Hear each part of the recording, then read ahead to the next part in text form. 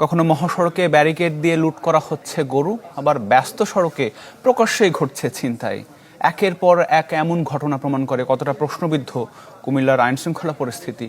বিষয়গুলো নিয়ে রীতিমতো আতঙ্কিত স্থানীয়রা। জাহিদুর রহমানের তথ্য ছবিতে দেখুন ডেস্ক রিপোর্ট।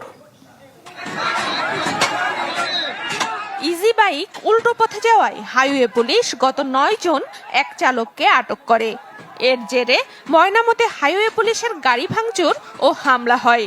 এতে আহত হন 3 পুলিশ সদস্য। 9 মে রাত 3:10 দিনাজপুর থেকে গরু নিয়ে ফেনী যাওয়ার পথে কুমিল্লার ধনাইতরি এলাকায় সংঘবদ্ধ ডাকাতির শিকার হন ব্যবসায়ী হুমায়ুন কবির। অস্ত্রের মুখে লুট করা হয় 9টি গরু, নিয়ে যায় নগদ অর্থও।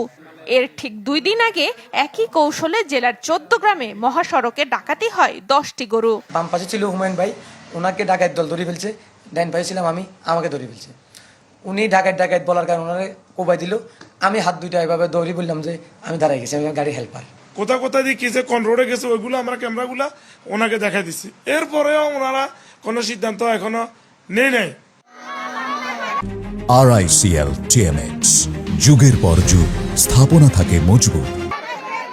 অপরাধের বিস্তার ঘটছে জনপদেও।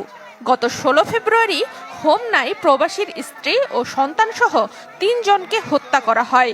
4 মাসেও ঘটনায় জড়িত কাউকে গ্রেফতার করতে পারেনি পুলিশ।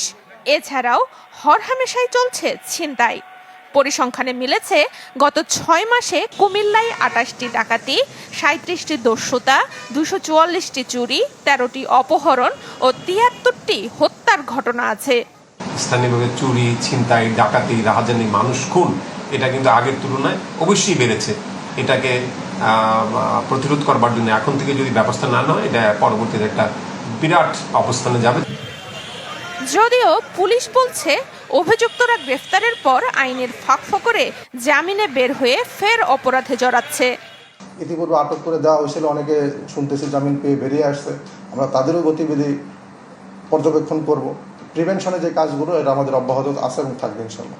হেবিচুয়াল যারা তাদেরকে আমরা গ্রেপ্তার করে আমরা তো বিচারের জন্য পাঠাই দিই। আর নতুন যে কিশোর গ্যাং, এদের উপদ্রবটা বাড়ছে, এদের জন্য আমরা কাজ করতেছি এবং এরা আমাদের নির্মূল করা সম্ভব না, আমরা নিয়ন্ত্রণ করার চেষ্টা করতেছি। এসব ঘটনায় কতগুলো মামলা বা কতজন অভিযুক্তকে শনাক্ত করা গেছে তার সুস্পষ্ট তথ্য মেলেনি। Desk report, channel 24।